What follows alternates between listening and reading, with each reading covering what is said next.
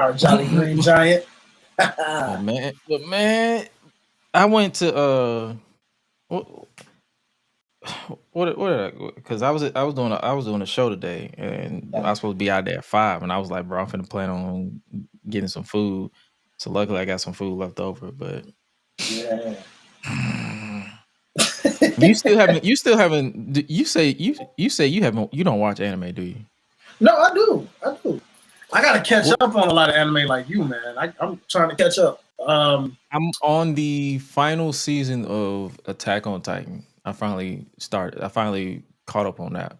Like I think I got like 8 episodes left, 10 I think 10 episodes left. Damn, my boy. Okay. Yeah. Okay.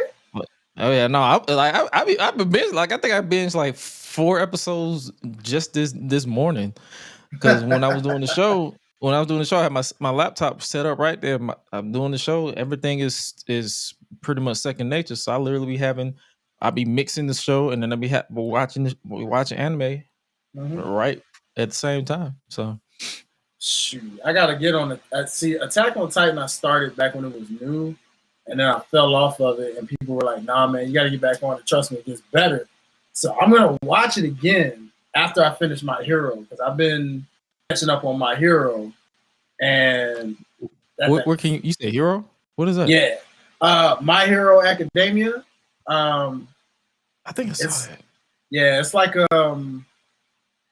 think Sky High, if you ever saw that movie, but in an anime form. Bro, Sky High was my joint. Yeah, bro, that was that movie, bro. Me and my girl watched that like a few months ago. It's 2 seasons? There's 2 series of My Hero Academia? Yeah, I think they did a it's like My Hero Academia Vigilantia. I'm putting it on the screen. I think that's what it is. Just like 2 of them. Yeah, those could be the movies too, because they got movies out. It says they got My Hero Academia movies, like 3 of them. Then you got My Hero Academia, the 8-season thing, which is like 169 episodes. Not bad. Jeez. And then they got the newer one, which is like on season 1, but 6 episodes are out. Yeah, that's probably the one that's I'm catching up on that one as we speak. So yeah, I think I got 1 season to go through, and then I'll be caught up. But and then I'll probably watch the movies, just because I do like watching them. All the thing about anime worlds, bro, I don't know if Attack on Titan got movies, but you notice like when you watch the movie, it's completely off storyline from the actual main story. Like it kind of like Dragon Ball Z movies, like they would be mixed in where it was like, wait a minute. What threw me off because I felt like it was a massive shift in a lot of people's characters between the final season and the rest of the series. I don't know how to explain it. I guess because they did like a 4-year time jump between season 2 and season 3, and they kept doing like recaps, and I'm like, yo, this feels. And it could be further explained once I finish it, but I'm like, I feel like I've missed a couple of chapters. That's how I felt. I was like, I feel like I'm missing something. Like I don't know how to explain it. Yeah, bro. It's like that with anime, bro, because it's just such a deep world we dive in with that, where it's tons of episodes, and like you said, sometimes it's so many we could be multitasking, working on something while it's on, watching it, but then it's like we may have to go back and watch the season again to catch what we missed, and they're like, how did I not notice that the first time around? Like, oh, that's what led to this moment. You know what I'm saying? And you're like, oh, okay. So, but anime is such an epic thing, bro. I like to watch it on like Friday nights and Saturday nights because it's just something about those 2 nights. They're just like the best. Hey, our boy is here. What's up, fellas? How y'all doing? My guy got on his NFL cap, so he about to. Yeah, we know he ready. He about to drop some gospel on you. Yes, sir. You ever what's that song? Ding Dong, the Witch is Dead. Well, I've heard the ghetto version. Ding Dong, the Witch is Dead. Yeah. That too. That's the way I felt when Derek Carr announced his retirement. Dang, my boy, you gonna do Derek Carr like that? God dang. He said, "Fuck that nigga." Yes, sir. Yes, Yeah, sir. but see, here's the problem, bro. I feel like they're gonna tank until Arch Manning come their way now because they passed on Shador. Well, here's the thing: Arch isn't guaranteed to come out after this year because he's literally only started like 2 games. So if he starts this season, it will give him, 1 season and 2 games worth of starting, film to put up as the guy.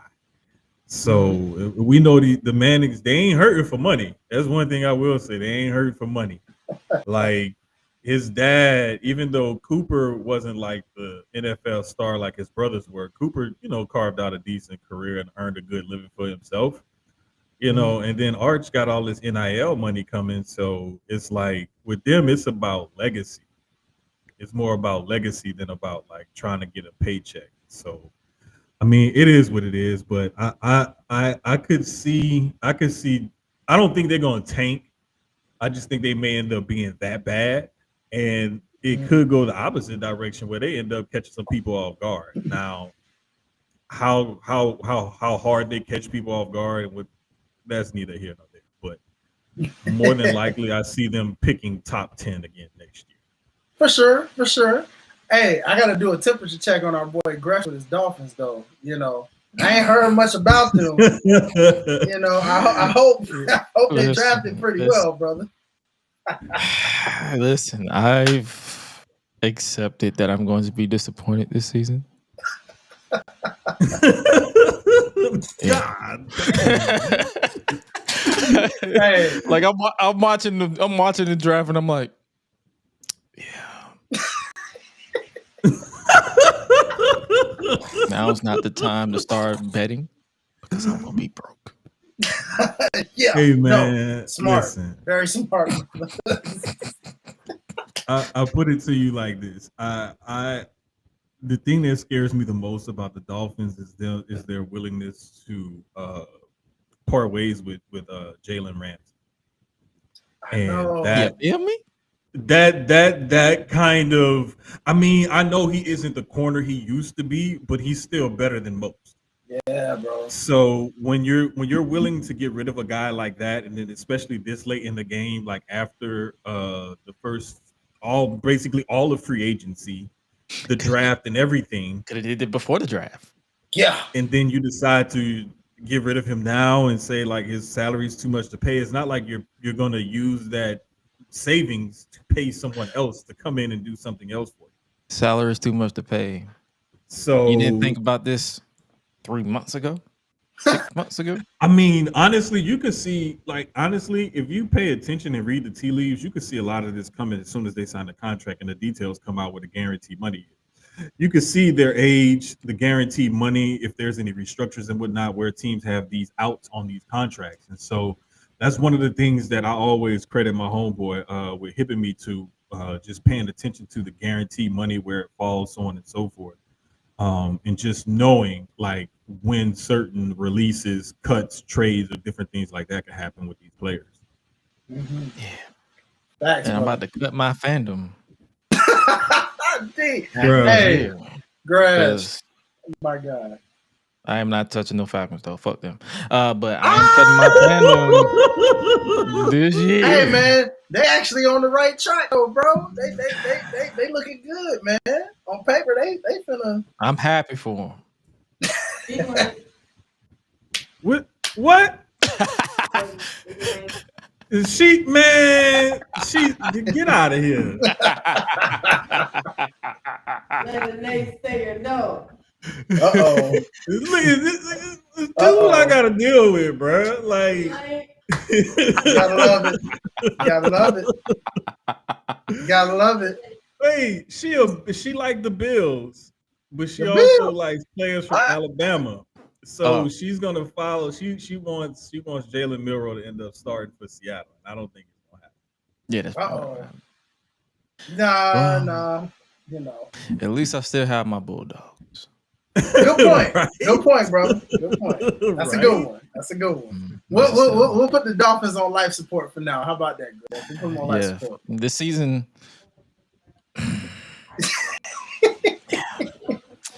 Let me go ahead and push this button. God damn it. Let me go ahead and start this. Yeah, hit the button.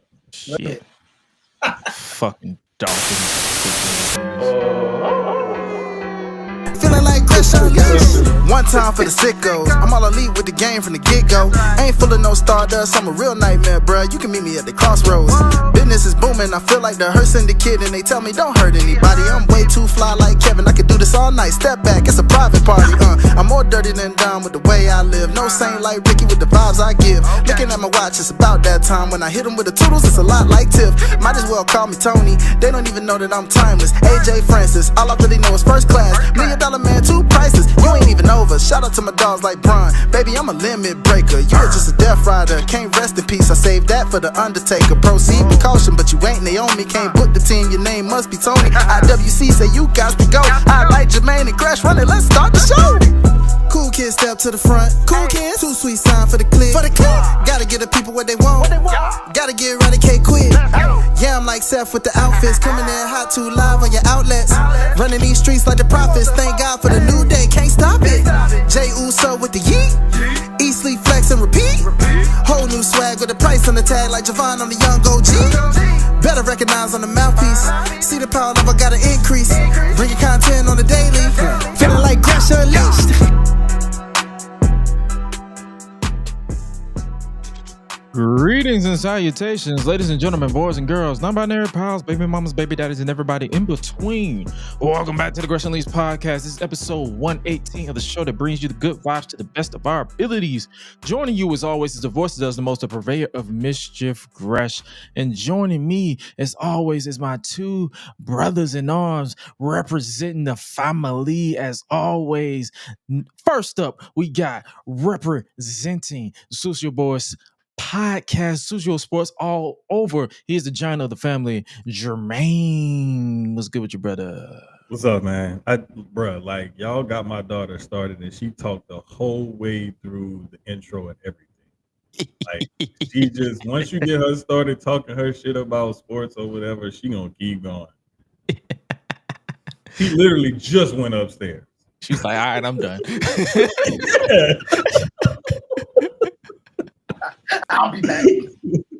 I'll be back. I'll wait till you done, and I'm gonna. You know what? I'm gonna be quiet, but when you done, I'm gonna talk again. Yep. But also joining the talk is our other brother in arms, representing OTS Media Co. as well as Life's Botch, representing the family, the voice of the Unleashed anthem. He is Hi-Lite Real. I have to do that again because I haven't done that in a while. What's up, brother? Hey, what's happening, boy? I appreciate you, my boy. It's great to be with my brothers again for another week. Great to talk some wrestling with the peoples. I hope y'all. Shout out to everybody This is live gonna be right light. now. Yeah, I figured that. I was prepared. You saw one thing that they love about us. We have to be real. You saw the notes. Oh yeah, I saw the notes and I was just like, "Yeah, it's gonna be a light one today, folks." I looked at the notes. I was just like, "Yeah, I'm about to say, yeah, it's about to be light. Yeah, like no Buzz Lightyear." So yeah. But yeah, want to start? Yeah. You want to start? We want to start with Backlash. I mean, how are we feeling about Backlash? Because I'm gonna tell y'all right now, it was a draw with the predictions because all of us predicted Becky Lynch and we got that wrong. Yeah. You know what's crazy, man? I was looking at it like the other thing that kind of like made me think that it was going to be Becky Lynch is when they put up the graphic for how long Lyra has held the title. It's like 120 days or so. I'm like, that's about 4 months, to hold the title, try to get it established. And then now, what if they're not feeling whatever it is that she's doing or her title reign isn't, going the way they wanted it to go? Put the strap on Becky coming back and then have her carry it. But it seems like they're going in a different direction. And I'm not mad at it. Yeah, facts. I thought the same thing, brother. I was like, I guess I should have known. Also, there was that trick they always do. Y'all remember Becky got laid out like 2 weeks in a row. So I was like, oh, okay, that usually signifies she gonna win. Wrong. I was like, oh, the old school wrestling 101. Whoever stands tall. Yeah. Whoever stands tall loses. Yeah.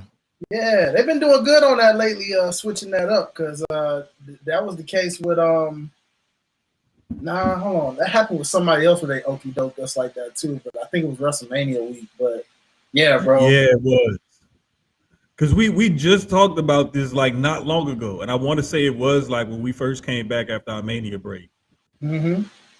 Because y'all had brought it up like leading up to Mania, or it was either Mania or Elimination Chamber, one of the two. And y'all brought it up, and I was like, that was the formula. And I feel like we're 2-1 when it comes to that in recent times that they done that, because I was like, every time we brought it up, they've either done it or they haven't done it. This is one of the times they haven't done it. I think it was Mania. I think it was the Mania we came back, and I think it was just around the time where it was like they keep. It was the Cena and Orton thing, where there was like he's standing tall and was like, oh yeah, we already know how this is gonna go. Mm-hmm. Yep. And they pretty much copy and paste the book here, and we was like, oh, we know how it's gonna go. Becky, and then they say, ha, psych, bitch, Lyra. Gotcha. We was thinking the same thing. Hi-Lite thinking for real, man. And I kind of saw. I feel like this is becoming a recurring theme with us talking shit about online wrestling fans. I kind of saw a thing where they was talking shit about Lyra's fiance, bruh, and I'm like, he looked fine. Like, what are we talking about? What is happening? Like, I ain't gonna lie. If you look up his stuff, because I was like, wait, Clark Kent or some shit? Huh? Isn't he Clark Kent or something? Pretty much, like, I mean, like, you could pretty much say that, because when you look at him ringside, like the way he looked in the pictures and the videos or whatever, and then you click on his Twitter profile and actually see him wrestle, and he was like going hold for hold, counter for counter with Zack Sabre Jr., like the best, one of the best, if not the best technical wrestler in the world. Like, come on, bro. Like, this dude has done tours in Japan and stuff like that. Like, I didn't know who he was, but I'm just like, I mean, love who you love. Like, I can't, if that's who she engaged to, that's who she engaged to. Like, who am I to judge that dude? Like, no power to you. The people who was talking shit about her were the people who don't even show their own face. They show they got avatars of Roman and Becky and Seth and Finn Balor and Solo Sikoa and all these other people. I'm like, y'all are not even showing y'all real face. So let's start there. Yeah, bruh. You hit the nail on the head, because it's so many times with those nameless, faceless, random accounts, or the accounts with like less than 300 followers or whatever, are always the ones that's trying to come out of the woodwork and look for that attention. And people fall for it. And people give it to them routinely. And I see people with large platforms. Too baited, bro. Like, I be like, why are y'all so easily baited? Like, because trust me, I saw it. And you know what I did? I kept scrolling. Because I'm like, I was like, nope, you already know what you want to do. I've been on Twitter since we had the text to tweet. So I've been on Twitter a long ass time. Oh yeah, the text to tweet, bro. The 44004 number or something like that. I remember that. Yeah, I remember that. So I've seen it all. I've seen it all. So that's what I'm like. That's a throwback right there. Twitter has come a long way, boy. That's crazy. Yeah. Now they're called they're X-Men now. Yeah, man. Nah, bro. But shout out to the match though. This match was This was actually match of the night for me. I'm not even gonna hold you. It's up there, bro. I can argue and say it was the Fatal 4-Way, but any match you pick from here, you can't be wrong. Put it this way. The Fatal 4-Way was a fun opener because Fatal 4-Ways are always fun to me. Mm-hmm. If you have a bad Fatal 4-Way, you suck. I mean, it is true, and I love multi-man matches. I'm sorry, like Facts. sue me. You know what I'm saying? Sue me. Facts. But that match, like when I was first watching the match, I was kind of disinterested because I thought Becky was gonna win. I thought they were gonna put the strap on her and rock it to the moon or whatever. Because the other thing that made me think that is when they didn't do it to Charlotte, I was like, they're gonna do it to Becky to help bring more notoriety to that Intercontinental Women's title. I could see why they didn't do it to Charlotte, but maybe they're trying to bring more notoriety to the title, and that's why they're gonna put it on Becky. And when they didn't do that, I was like, okay. But I mean, they were working. Like they were working. And shout out to Lyra, who looked like she apparently broke her nose towards the end of the match. And it was weird because I want to say it was on an exchange where they had a pinning combination, and you could see where she had Becky rolled up, and she was holding her legs with one arm and then holding her face with her other hand.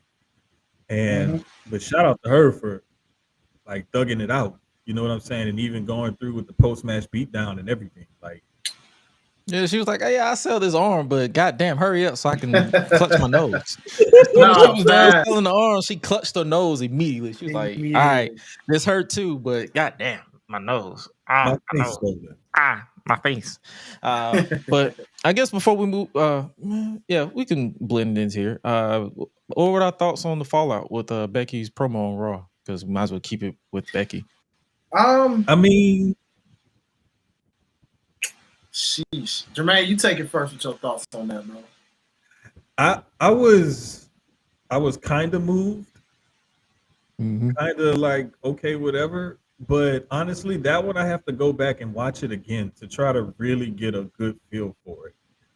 Because a lot of the times, I'm like, I've tuned Becky out since she returned with the whole man gimmick and the whole thing at Mania, and then the Raw after Mania, and then everything else. And it's just like, I don't know, like the character's kind of stale. So I wanted to give myself a day in between and like go like sometime this evening and go back and watch it again. But from what I saw, it wasn't even that promo. It was the promo that they posted on socials where she was like outside by the truck or something walking. And how she was like, yeah, y'all say this and y'all say that about me and blah, blah, blah. And I was like, okay, well, maybe there is something to this. Maybe this is the character change that I was looking for. Yeah. So I feel like they're gradually doing it, because I feel like one thing I can applaud Triple H's booking, even though he takes his time on pulling the trigger on a lot of stuff. When it comes to character changes, he's subtle with it, and you have to pay attention to catch it. That's one thing I can personally appreciate, because I'm like, okay, he did it with the New Day, he did it with Cody a little bit, and he does it subtly. He even did it with Solo Sikoa, because remember when Solo was like trying to be hardcore Roman Reigns light, and then he just became his goofy self over time. And I'm like, it's like you can tell that he's trying, but it's like it's up to us to either be patient or just have to thug out people bitching about it until he finally pulls the trigger. No, facts. Big fact. Even Naomi, before it was revealed that it was her, remember how those little subtle hits, you were like, I think you the one that did it, Naomi. Before like, oh, it was her. They kind of made it obvious too. I'm like, yeah, they kind of made it. They made it too obvious. Like, yeah, it was Naomi. Because she was trying too hard to say it wasn't her. I'm like, yeah, it was you. Big fact. But I'm gonna say with Becky's promo, it kind of gave like half shoot and half in character vibes a little bit, because I felt like it was the frustration. You can tell the Becky Hogan, or in our case, Becky H. Yes. Is getting it got to her.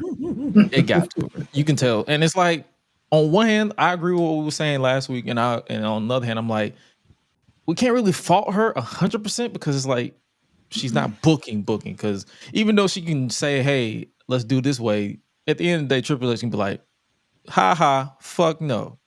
I love when he pulls the swerve on everybody, though. Yeah, absolutely. Now, I will say this. I mean, we might as well throw this on in here, too, since I'm pretty sure we won't tap on too much SmackDown, but the whole Charlotte thing makes me wonder. All stuff that the 4 horsewomen have been doing as of late, minus Bayley and Mercedes, it seems like it's like what is happening? Like, yeah, I'm struggling to process everything that's happening with them. I'm just sitting there. I'm like, what? exactly. You know, it's like they're playing off the fans, and it's like once upon a time they were the darlings, and now all of a sudden, I guess because of the new generation, they've accomplished everything. The fans have turned on them, and now it's almost like they're like, "Why are you guys turning on me? Why are you guys calling me Becky Hogan? This and that." Like, what have That's I done? why I kind of agree. That's why I kind of look at what Becky said on Raw resonate with me a little bit, because she was like, "Our main event, y'all rallied me to the main event of WrestleMania because y'all saw me and yourself, but then I started getting successful, and now you hate me for it." And I'm like, yeah, she's talking to online wrestling fans, because y'all be rallying all your faves to get pushed, and as soon as they get pushed, you turn on them. Like, oh yeah, no, never mind. We can go down the list. Zelina Vega to win a singles title. She wins a single title. Oh my God, hurry up and take it off her. Never mind. Chelsea Green. Never mind. Liv Morgan. We want the funny thing about the Charlotte shit. We want Charlotte Flair. We need Charlotte Flair. As soon as she came back, never mind. I'm watching. It's like, and it's like, it's baffling to me, because I'm like, I'm literally paying attention, and I'm like, damn, y'all really just said y'all wanted this person back, but now they back. You're like, not at this moment in time. We don't want them back right now. What? This is why Daniel Bryan's character will always be goated. Pun intended, too, when I say that, because that whole Fickle situation, calling them Fickle, it continues to remain live. They are fickle AF. Bruh, you are not lying. I mean, that was probably like the best like analogy you could have gave for all of that, man, because I really feel like sometimes, and it's mainly like you said, Gresh, it's the IWC, it's the online, it's the internet wrestling community that does stuff like this. And it's like you want to see them do good. As soon as they start doing good, you're tired of them. It's almost like the scene in Toy Story. I don't want to play with you anymore. You just drop it. And it's like part of me is like, yo, the internet wrestling fans only make up a subsection of social media. And I need wrestlers to understand that and ignore these motherfuckers. Please. Please. Because there becomes a point where you have to sit back and be like, they hate me here. As soon as my music hit, I'm getting popped. Case in point, Rhea Ripley. Case in point, Jey Uso. Y'all hate them online. But soon as this is my brutality, like she getting like the second pop of the night, and the main pop is Uso, and then you was like, bruh. Oh, even Monday Night Raw, Seth's music hits. What's the first thing you hear them cheering and singing the song? As soon as they went off, right? But look, as soon as that song went off, what they do? They start booing him the moment he had the mic in his hand, and I'm like, yep. Well, what the freak? You was just cheering him like 2 seconds ago when the music hit. That's what I'm like, change that. Now, when it comes to Seth's character, that might be a point that they might have to change that theme song. Yeah, no, for real. They really need to, because that's gonna confuse people. Let it ride. Let it ride. I say let it ride, because or they could pull Shinsuke Nakamura when remember when he turned heel the first time and they just remixed it. They just add lyrics to it. Just add lyrics. Just add lyrics to Seth Rollins' theme song. Burn it down. Like, just throw people off. Hey, if y'all want to play my freestyle version, y'all can do that. Go find it on YouTube and play that. That'll throw them off. There you go. Listen. Yeah. Listen. I forgot about that one. Yeah. Find that on YouTube and stream it anyway. Yeah, stream it anyway. Yeah. Yeah, stream that anyway. Yeah. Much love. What was the lyrics? I'm a man among many men. I think so. It's been a minute since I heard that one, but yeah, I think I did. I gotta play it back. I definitely gotta play it back. Yeah. But homework assignment. Back to speaking of playing back to Backlash, Jacob Fatu is still the United States champion. Yeah, that I mean. Bruh, I need Wade Barrett to never say that ever again in his life. Hey, no. No. You know who says it worse than that man? JD. This man be like, yeah, I mean. I'm like, bruh, stop. Shut up. No. JD who? JD from NY. He tries to say it, and I swear he butchers it every time. I'm like, stop. Please. You can't Someone say just it. flick his forehead. And then somebody taught that man pause. And I'm like, who taught you this? It's not cool when you do it, bro. Stop. I was like, bro. I need y'all to lead that song to the West Coast. Please. Yes. Yeah. Please. I don't even try it. I'd be like, yada. And I just like, yep, no. I'm like, yada. You should, like, I put it to you like this.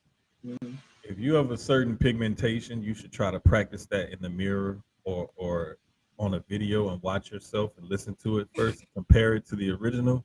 And if it sounds nothing close, don't do it. Just save yourself the embarrassment. Because all you end up doing is creating talking points like this right here for people like us to laugh at people like you. Yes. And your lack of rhythm and soul and culture.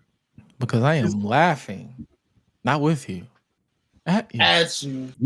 You are literally baked chicken with lemon, thyme, and like oregano. That's what y'all are. No salt, no pepper, no season, no nothing. Just like some herbs and spices and like a little bit of lemon or something. Hey, Jermaine, they mac and cheese with no actual cheese flavor and the freaking cornbread crumbs on top. Bruh, I mean, they are undercooked mac and cheese. Soupy mac and cheese. No, they that mac and cheese when I put too much what you call it in it, too much cheese, and then like the make the roux too thick, and you go to scoop that mac and cheese out, it'd be more like a block. A block of cheese. And you warm it up, and it don't like melt or nothing. It just stays like it's just a warm block. Like you, look, man, I can make fun of myself because I know I done done some. Like you gotta like cut it, bruh. Like even with lasagna, you gotta kind of scoop it out. Nah, that time I did that mac and cheese like that, it was straight like knife. It was like you gotta cut it like a cake. It was mac and cheese cake. Like you gotta be like, whew. Exactly, with a sword, just like that. With a sword, just like that. Come here, bitch. Yo, what the freak? I'm not gonna lie, I had my kids laughing because I was like, I said your mom used to make hers so soupy. I was like, I would have to just put it in a bowl and try to eat it because it would be like this soupy, like noodle soup. Yeah, and I'm like, man, this is like even when if something sits overnight in the fridge and it don't thicken and it's supposed to thicken, bro. And I'm telling you, I know the cooking disparity, jealousy is part of what led to me getting a divorce. I know it had to have played a factor. Listen, because I was like, you putting too much milk. Listen, the lack of cooking and the lack of y'all culture is the reason why we look at y'all like Jacob's looking right now. Man, exactly. Come on, just like that. No, this Fatal 4 was definitely a fun opener. Like I enjoyed it. Like I believe Drew hit his head on the floor on that spot. Yeah. I kept trying to go back and watch it, but I it's like it's hard to. When I watched it back, I didn't see the impact. It looked padded as mug, but he's so tall, and they did do an extra jump. Mm-hmm. The other thing too is like because like the whatever they had, the table was covered with, it was black and it was dark and all of that area was not well lit or whatever. It's hard for you to see like where he could have hit his head on the table or whatever. But shout out to Jacob for retaining, man, because that was a good little match. We even had a surprise debut. Yes, we did. That is the guy who is with no relations to corn on the cob, Jeff Cobb. This guy. Hey, so one of my notes from this was Solo Sikoa really is the true tribal chief and or some type of mob boss these days. That nigga is Suge Knight minus the crime. That's what I was gonna say. He's Suge Knight or something. Bro, this man got death row because he got soldiers for days. All he missing is a doggone Rottweiler. Get him some Rottweilers to come out with too. Make it like the Martin man scene. No ideas because he will do that. Hey, I need like a Bloodline like 2.5 or 3.0 shirt, the old school the source cover. Yeah, Doug, Dre, Pac, and Snoop.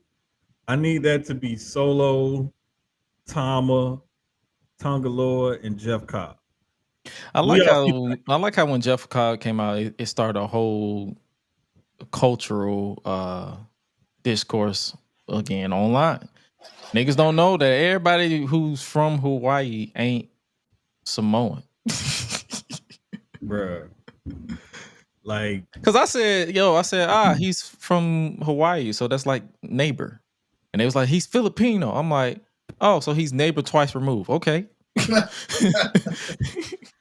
Different side of the tracks, homie.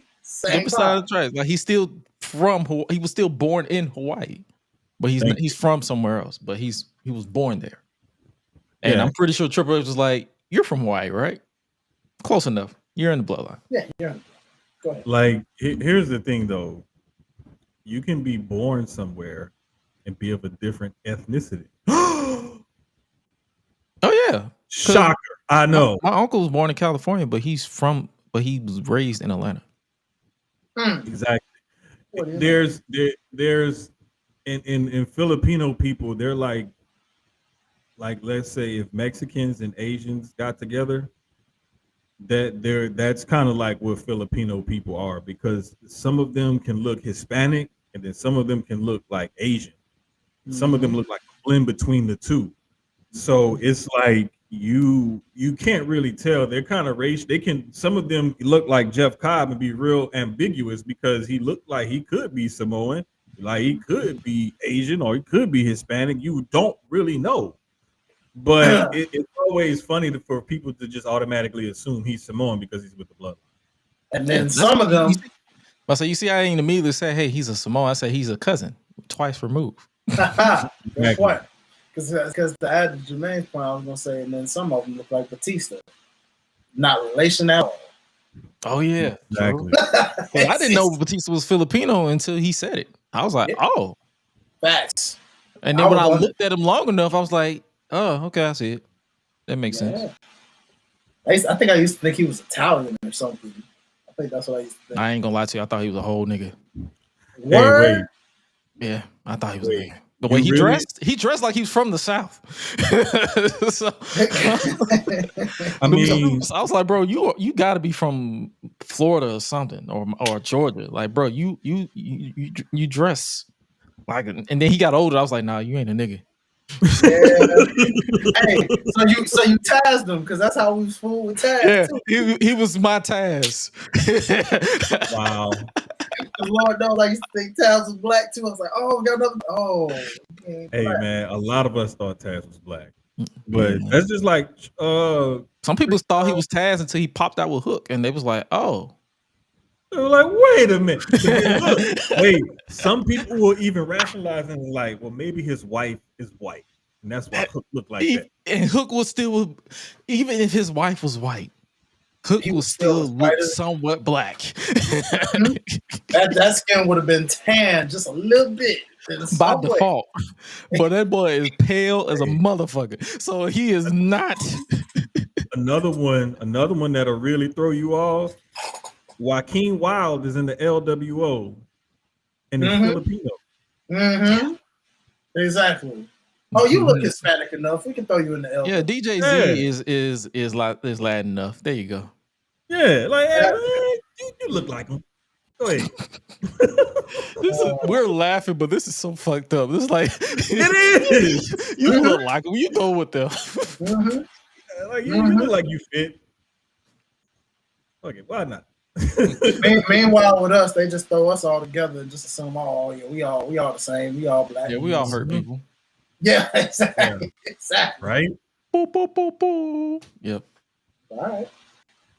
Yeah, but no, this match was I love the match. I love the way they introduced Jeff Cobb, and I love the way the crowd popped for him once they actually saw who it was, because you can tell when they put him on the big screen. Because when you in the arena, we've all gone to shows. When you in the arena and everything, even if you just in the arena, not in a big stadium, you can't really see like who or what is going on ringside like that unless you like right there. So when they put stuff like that on the screen, you can tell when they put his face on the screen because the crowd popped for him. And that's what really sold it to me is that crowd pop. Like, because Cole and Wade, they're going to put whoever it is over because that's their job as announcers. That's the hottest free agent. And I'm like, everybody is the hottest free everybody's hot. Everybody, bro. Watch. So it's like, when that crowd popped for him, I was even more happy and more excited because I was like, good. Finally, we don't get one of these debuts where people are like, who's that? Yeah. Where did he come from? I need a video package. Yeah. I was getting there. Trust me. Give me a vignette. We need a vignette, please. Oh man. We need 4 months of vignettes to tell us the same damn thing, and then for them to debut and not get a pop because nobody cares anymore. Hey, I gotta say, man, that photo is a sick visual with these two, and just imagine. He's that small. I think I learned that with John Moxley when they wrestled. I was like, yo, this dude is mad short, but okay, cool. You know what I'm saying? But hey, nigga strong as hell though. So it's like, hey, but like, imagine when Big Bronson Reed come back, if he's still aligned with them, and then you got that fool and Bronson Reed worried about. Man, them two alone makes that a scary faction. Bro, I just this past week, I want to say I saw it like after it was between Backlash and today. Somebody else had posted the highlights of that time when they wrestled. I don't know if it was MLW, Hog, or somewhere, but they wrestled somewhere. I want to say it was here, and just them two, like that is a Big E special, big meaty men slapping meat. Like I'm talking about. Like some of the power moves that they were able to pull off, like catching each other. That's two big old dudes.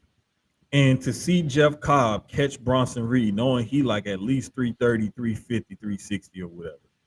To see Jeff Cobb catch this man like he's a luchador and then carry him around the ring and then slam him, like, bro, come on, man. Like, I don't care how short you are. If you strong like that, you just strong like that. Like, I would love to see like Jeff Cobb versus like Otis, or a Jeff Cobb, Otis, Bronson Reed, like Ivar, Fatal 4-Way. I mean a big meaty men slapping meat fest. Just two big rump roasts. Just Jermaine, okay. Oh, wait. No.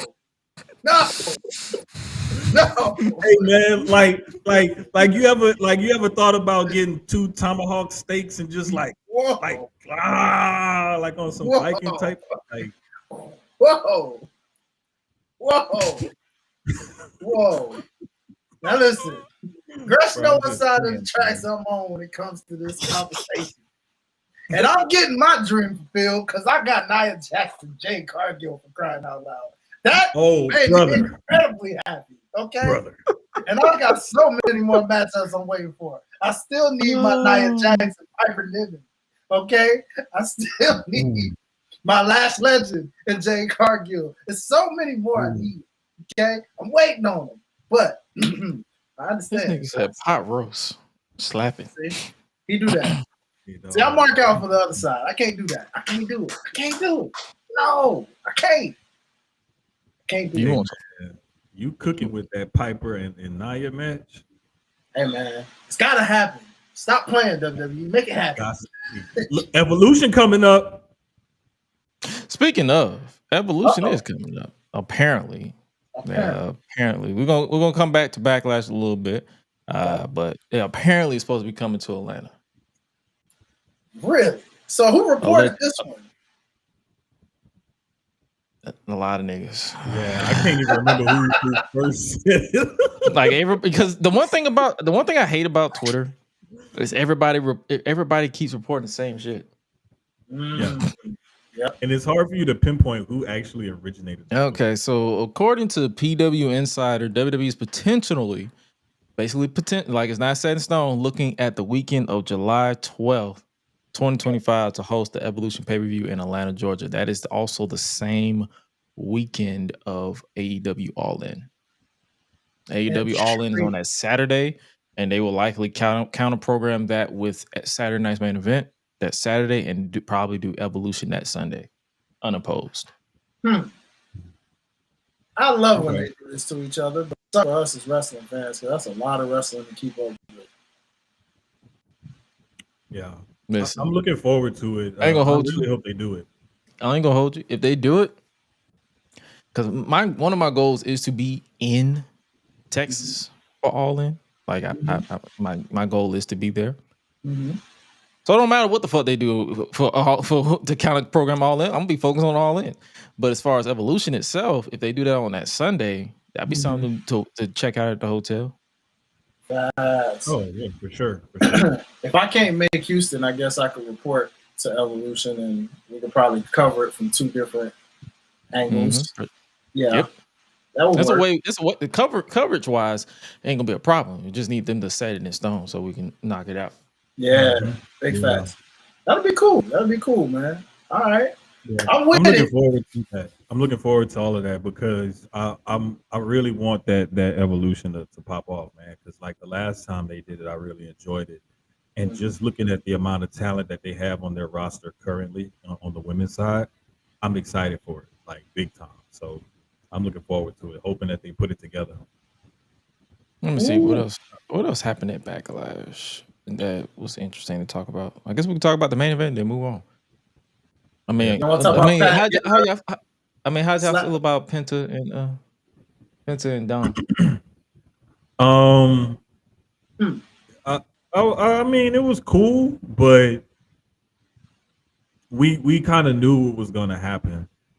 You know, there was going to be shenanigans. Dom was going to retain. However, we weren't ready for El Grande Americano to be the one that like pretty much helped Dom win. Who is this for? I don't know, bro.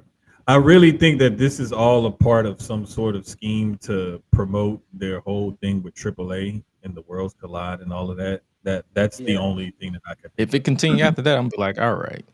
Yeah, facts. Big facts. Now I will say what I did like about this match more than anything, I did love that Dom wanted to come out by himself and wrestle. I mean, even though Judgment Day made their way out, he didn't tell them to come out. They just decided to come out just because. And Finn, old sneaky self, over here still hating. And I'm like, oh, you did that on purpose, homie. Trying to act like you was going to hit him with the chair, taking all forever with it. Like, wait, even in this pic that Gresh got up right here, you see him looking at Dom and the title in a way like he did on that iconic shot when they were closer to the Gorilla, to the entrance or whatever. Like, so they're like, I love the little nuggets and stuff like that they're dropping. And this to me was like, it wasn't actually like a nugget segment. It was almost the whole match was a nugget in and of itself. And it had other little nuggets around it, like the Grande Americano getting that Penta again. And then the stuff with Finn and Dom. And then the stuff with Finn and JD with the chair spot, like you just talked about, Hi-Lite. So like there's a bunch of little nuggets that they're leaving us with. And as long as there's some redeemable entertainment quality about it, I can appreciate it. It wasn't like my favorite match or segment or whatever of the night, but I still appreciate it for what it was. True. Also, Grande Americano, Chad Gable still can't beat luchadors, yet Grande can. So this is very, very, very hilarious. It couldn't be more with a obvious. loaded mask. Exactly. It's like, okay, all right. But what wasn't loaded is Pat McAfee's chest after getting shot by the ring Guna. My chest still hurt from that. This was a good one. I'm not gonna lie. It to me, the only good part about it was the fact that Pat stood in there and took it like a champ. There were some sloppy spots, of course, because Pat isn't even a real part-time wrestler. He's an attraction. So you're gonna get certain things, and he even I think I was watching his show earlier where he was like, "Yeah, I thought I was doing this or I was trying to do this or whatever." He thought he was like laying it in more than what he was, but he really wasn't. And so just little stuff like that, like if he could clean that up, like it would make his attraction matches that much more believable. But the fact that he can get in there and took it like a champ and give it back and everything, and I'm actually glad that it didn't end in like this brutal squash like we all thought it was. It ended with Gunther like giving him a little bit of respect. And I can appreciate that because that can speak to something else down the line with McAfee and or with Gunther. I agree. I agree wholeheartedly as well. So it's like, and then you had Cole just spazzing in the headset, and I'm like, "All right, bro, shut up." I almost thought he was finna get freaking Barrett over there involved. The way he just kept Barrett's like, "Yo, Cole, stay right here, stay here, stay right here. What are you doing?" Like, bro, you are old. You are a father, a grandfather, probably. What are you doing? But the crowd did pop, so I can give him that. Facts. Yeah. But yeah, like right there, I thought Cole was gonna do the whole push the rope closer to help McAfee grab the rope thing. But then I thought that too. But then I watched it back. He was like, "Yo, bro, stop, tap." He was asking him. He was like, "Stop." Yeah. He was like, "Stop, tap, bro. He's whooping your ass. He is fucking you up. Stop." I.e. Shout out to Rocky. Throw in the damn towel. Throw in the towel. He was like, "Bro, stop." He was like, "Bro, please." Oh man. Yeah, that was pretty entertaining also, man. It was a nice filler between the match before and the main event, so I didn't hate it too much. And then the main event happened. I saw some mixed reactions. Some people said this was better than WrestleMania. I for one said this was better than WrestleMania main event, John Cena versus Cody Rhodes. For sure. Absolutely. But was this the best John Cena match that you've seen since 2018? No. Nah. Yeah. I mean, because I feel the reason why I say 2018 because I feel like that's when a lot of people noticed that he got noticeably slower. Yes, it was because I want to say 2017 he was still like kind of cooking a little bit. It was like 2018-19 is when it really like. But I think the best match he's had since then was the one with Roman at SummerSlam. 21. Yeah, I think that was the best one we've seen since his like slowdown. And it's mainly because the style that Roman works is similar to a style that Orton works, a very slow, methodical, impactful style that so basically he works best with people who matches the pace that he goes with. Yes. Yeah, because I was gonna say honestly, if we're talking recent, I would say it was Elimination Chamber for real. The way him seeing that was more so the Chamber, like multi-man in a way. But I'm talking about like straight up one-on-one in the ring. Yeah, I mean, by default, I guess if you go one-on-one, then you probably have to go him and Roman. But this is a close second for sure. Yeah, this was a throwback, callback. So like if you was full of nostalgia, this was for you. If you had your expectations low from the start, this is for you. If you had your expectations high, you set yourself up, dumbass. Pretty much. And then, the thing that I loved about it though was that they went through certain little motions and spots and stuff to allow them to call back to certain spots that they've done in matches previously. And you could kind of see, if you're a nerd about it and pay attention like the three of us do, you could see where like the leapfrog wasn't as crisp, or like the drop downs weren't as, you know, crisp, or like hitting the, like certain little things here and there you could tell where the timing or the pacing or whatever was a little off. But other than that, man, it was a good match for what it was. And that's the thing. I think, Gresh, you brought it up and you set the table for this like 2-3 weeks ago or whatever, when we first started talking about this match. If you go into this match expecting 09, you know, 06, or even hell 2015 Orton Cena, you set yourself up for failure.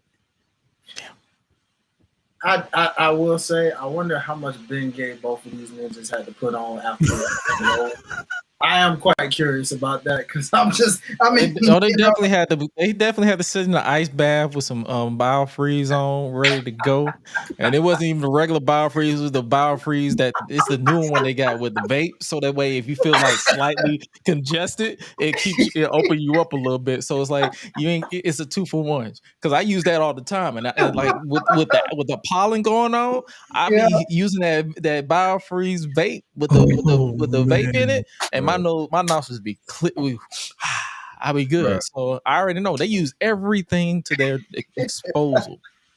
Because like, let's be real, this is nostalgia, but nostalgia aside, these some old ass motherfuckers. They tired. I'm not even gonna lie, bro. I'm in their age bracket range, or whatever you want to call it.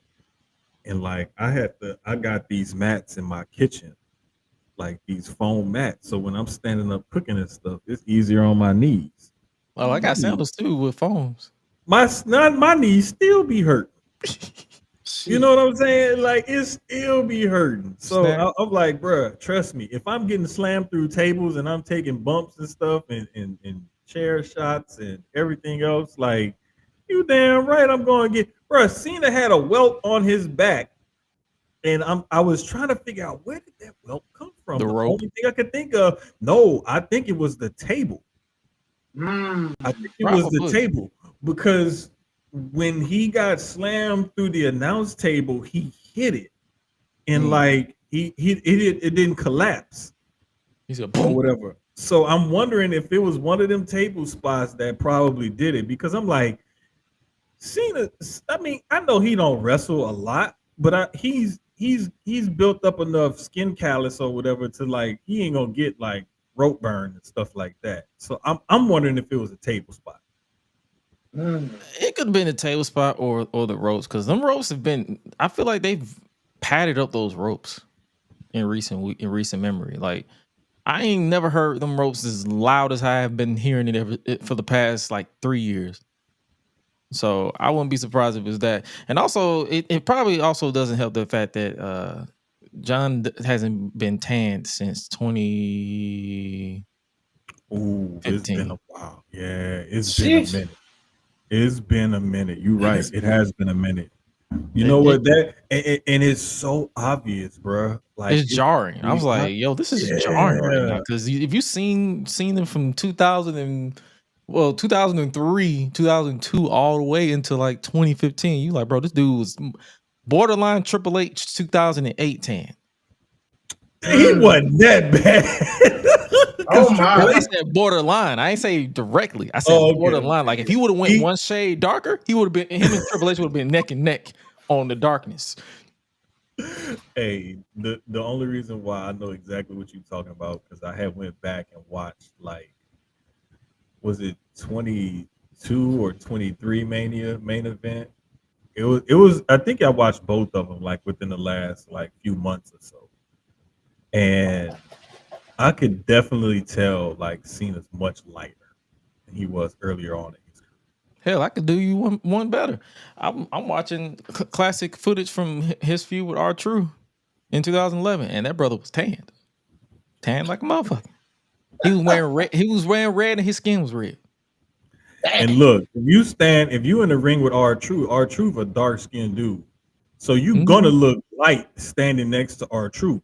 And because his skin is so dark, and he don't age, so he always looked perpetually like 25, 28. R-Truth was Even though looking he like chocolate. 50 John Cena was something. looking like an essay.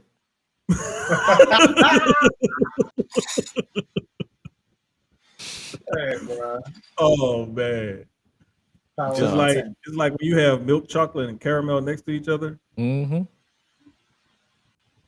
Kind of similar. Oreo McFlurry. The suntan Superman. Hey man. The suntan Superman. Hey, bro. Oh man. Speaking of R-Truth, he calls the finish. He went to save he saved his hero from being punted. Highlights, sounds like he looks kind of like not a fan of this outcome. No. I mean, I enjoyed it. I mean, I hate that Truth had to suffer an RKO, but I understand why. It's better than Travis Scott. I can tell you that much. I ain't gonna lie to you. I was expecting to hear Fiend. No, you just wanted to hear that because you wanted to hear everybody freak out. That's what this is true. You wasn't expecting. This You is just also wanted to true. hear the chaos. I am a menace to society. We've Gresh wanted the chaos. Exactly. He wanted the chaos. I kind of wanted the chaos, but at the same time, I was like, but hey, you know what? What the funny thing is with this outcome is a pretty fun fact. John Cena is the white rapper that needs the black rapper to stay on top. And that's been proven twice. No argument for me. That's all I'm saying. That's all I'm saying. For me. So I'm gonna know which black rapper he gonna get to help him retain at WrestleMania. Cardi B, you about to help him out. Ice Cube's available. Yeah, SummerSlam or whatever. So Yeah, she's supposed to hold SummerSlam. So I'm pretty sure he ain't defending that title again until SummerSlam. So, oh boy, somebody getting kicked in the balls. I heard he may it may be him and Truth at Saturday Night Main Event. Yeah, that's the rumor, man. That's the rumor. I mean, I don't know, but it's which version of Truth though? I don't care. No, the reason I asked because if he's out here being goofy,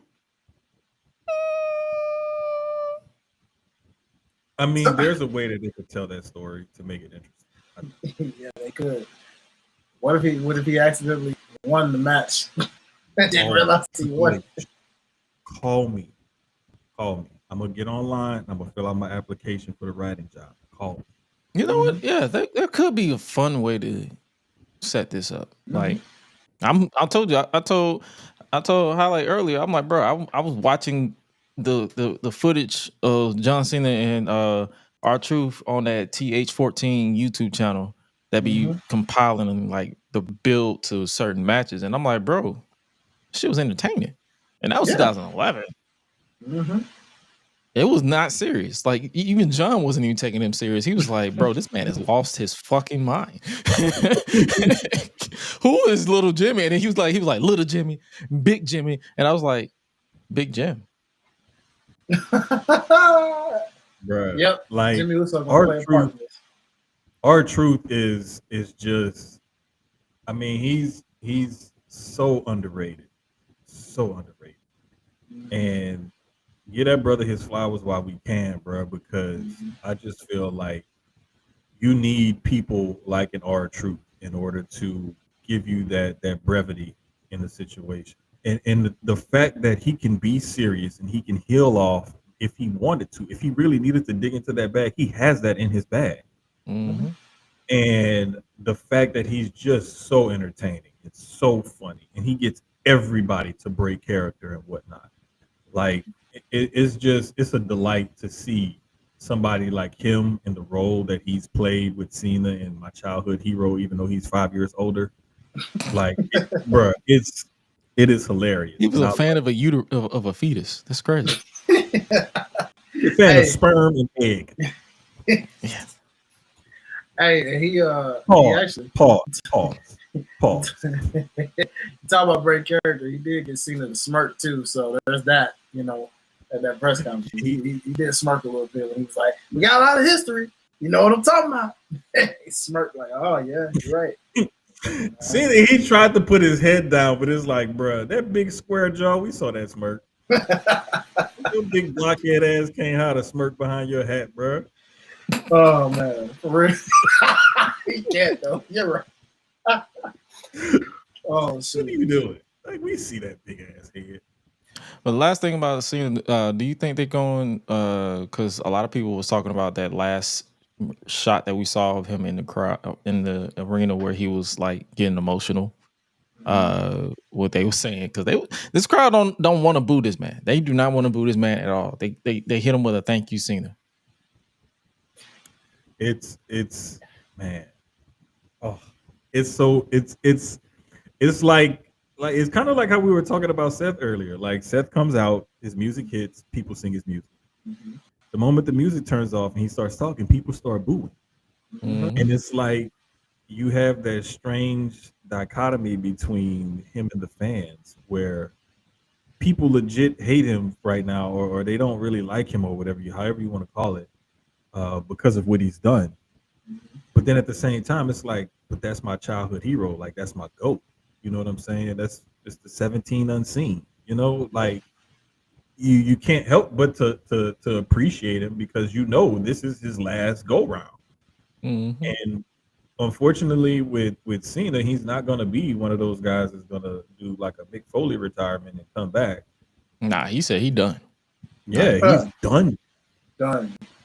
So you can kind of tell the way he was wrestling for the past some odd years. Like, you could tell he's like, I'm already halfway out. Now I'm just finna give y'all one last year and I'm done. Yeah. So, and I mean, I'm cool with it, but like I think that I don't think it's gonna derail him from being this heel character. I don't think that that'll happen. I think that eventually he may get to a point and be like, all right, let's turn me back face, send me out on top, and you know. I mean, he should. He should, because, bruh, Rock ain't here. I've moved on, and he ain't coming back. It don't seem like he coming back, or he interested in coming back. Especially with the little tension between him and Triple H on creative and stuff like that. So it's just like, let's just go ahead and ride this out with Cena and figure out how we gonna pivot and take it on home. Speaking of what needs to be taken on home soon as the bell rings, Logan Paul challenging Jey Uso for the World Heavyweight Championship at Saturday Night's Main Event has been made official. Good. It was made official at Backlash. And Gunther's challenging the winner of said match. Yeah, on June 9th, the Raw after Money in the Bank, which is interesting. Because that means we could get a cash in that scenario. Bruh, I didn't even think about that. Huh. That's the only way I see that making sense. Because I'm like, why wait until after Money in the Bank? Unless that's gonna be just the John Cena. Unless that's the next time John Cena defending that title.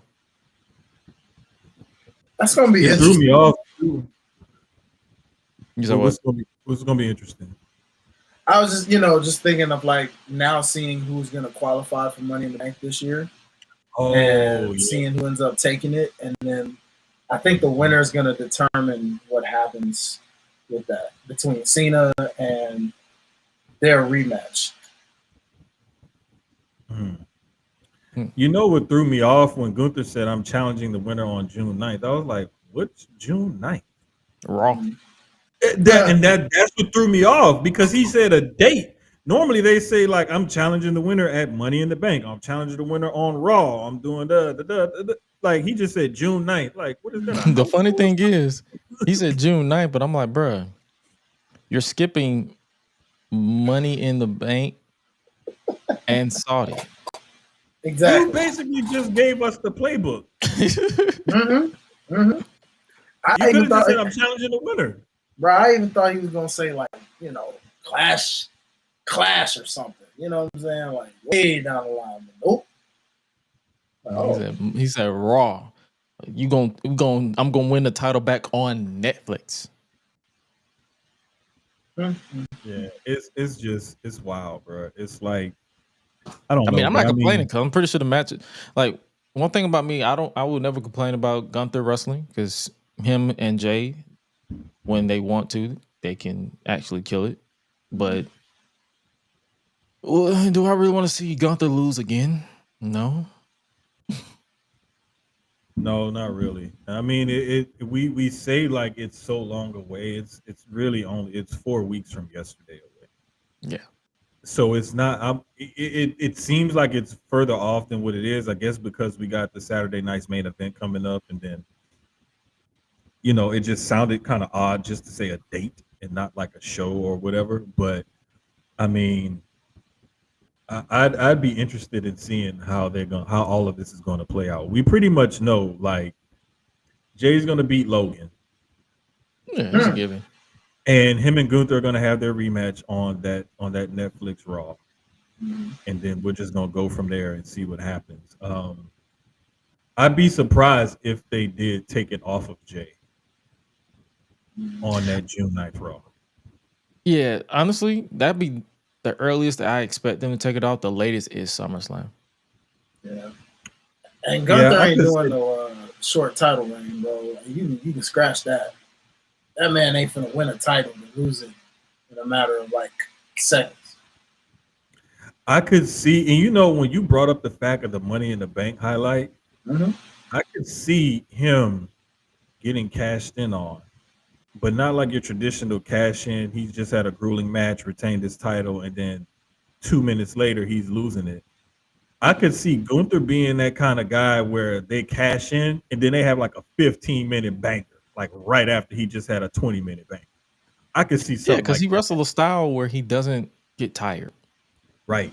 So yeah, they can pull. He could be like, "Yeah, all right, just so you know, you about to fight," and then they just go crazy for 15 minutes straight. Yeah, I would have loved to have seen, and he still win. a Gunther. Oh, they can't waste the cash in again for the men's, bro. That'll be the second year in a row. That would be so epic. I'll be laughing. I'll be like, "Ha! So epic. Time to retire the briefcase." Don't retire the briefcase. Come on, man. Stop it. That is blasphemy. Well, I mean, last year, you know what I'm saying, with the way that cash in went, it wasn't successful. So that's all I was like. It had a story behind it, so I kind of understand last year. True. But at the same time, I understand the other side of the coin where they're like, they could have literally just added Drew to the triple threat and just had Punk screw him anyway without the briefcase. So that's what I'm saying. I see both sides of like, I'm like, okay, they're telling the story, but also they could have just added him to the match. Big facts. Yeah, it's gonna be interesting to see what all that ends up like. I'm looking forward to it though. So we mentioned Charlotte and well, no, before that, Jay got more ops than just Gunther though. That man got involved in the opening with Seth. Yep. So what we think going on with this? Like we are they teasing a third man, or you feel like somebody's turning? I don't know yet. I just think Jay's got his attention focused a little bit in too many places, and that's going to lead to his downfall. Kind of like Cody was. Where it's like, hey, not minding his business. Yeah, because it's like, why are you involved in this? But then you got Logan Paul on your plate. Now Gunther just came and it's like, hey, I'm challenging the winner of this. So you got Logan Paul over here sneak hitting you. Gunther watching over you, trying to hope that he wrestles you again because he wants to purposely beat you. And now you got Braun over here attacking you out the blue because you in their business with this. Yeah. Yeah, man. I'm a master of minding my damn business, so you already know where I stand. Listen, like, and the thing that I love about all of this is that they interweave different storylines stuff and they do it seamlessly, and you can have Jay involved with the Gunther title match storyline with Logan Paul, and now he's into this thing with Sammy and Punk and Seth and them, and it's like it makes sense. And when they cross-pollinate stories like that and it makes sense, I love it, and I've said this for a long time, for many years. Like when you can mix in all those different storylines and make it work, and everything makes sense and it flows together. Like there's a certain cohesion in storytelling that you need to have when you're going to do something like that. You can't just throw people in multiple different storylines and it doesn't make any sense, because then the audience loses focus on what they're supposed to focus on in said storyline. Facts. Yeah. Back to Mundo, my brother. Back to Mundo. But a little bit to wrap up, I guess, the WWE talk. We talked about Charlotte Flair earlier. Are you interested in the Charlotte and Jade match that they keep teasing? Because they're doing this by design. Yes. Yes, absolutely. And shout out to Jade, because all this criticism she's been cooking a lot lately on these one-on-ones. I just want to make that very known to people. She's been cooking. The criticism is not accurate, valid, or without preconceived notion. Because anybody with a brain knows that she's not the same as she was in AEW. Right. I can see the improvement that she's made over her time in WWE. And I can see that, she's really taking it serious. And even though she took time to go shoot a movie and stuff, she came back and you can tell that she worked on her craft. And again, like pacing, timing, selling, and things like that, like I can see where she's improving. And I love that for her, because she has she has superstar written all over her. And I'm talking about crossover superstar appeal. But if she can master this and really become a big superstar here, it's only going to help propel her career elsewhere. And that to me is truly where it looks like she wants to eventually go, the way she talks and how she presents herself and whatnot. And I just a match like that with a Charlotte is going to be more difficult, and I don't think it's going to be as good as people think, because there's always that talk where Charlotte can't really lead a match. She has to be led through a match. And so if you got somebody like Jade in there with a Charlotte, you're going to really need a good producer to help them work through a good, solid match together. Because you got one person who's a great worker, but they just can't, evidently they can't lead a good match. And then you have somebody else who's pretty still green and new to the business, so you can't have her lead a match. She's still like trying to work out kinks and stuff.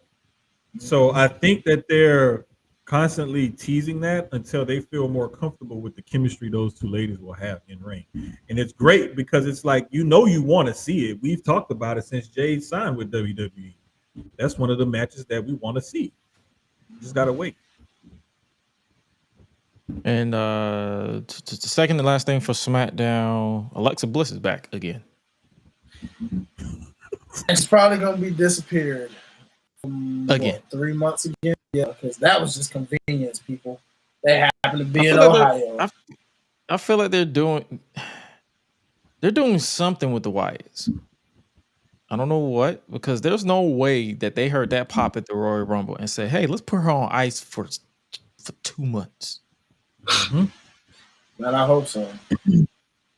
Yeah, I'm with you, Gresh. I think that they are going to do something with them. And to me, if they weren't, I think we would have seen some of them, one of them, a couple of them, or whatever released in this latest round of releases. And when I didn't see any of them released, I was like, okay, yeah, something's got to be up, because you got people that could have fit the description of being able to be released and they weren't. That's in the YS6. So why not? Why not see what you can do with them? I mean, it's still a storyline that people want to see, no matter what the online community says. And she's still the scary, spooky, hilarious Alexa Bliss. Yeah. So and they won because of course they was in Ohio.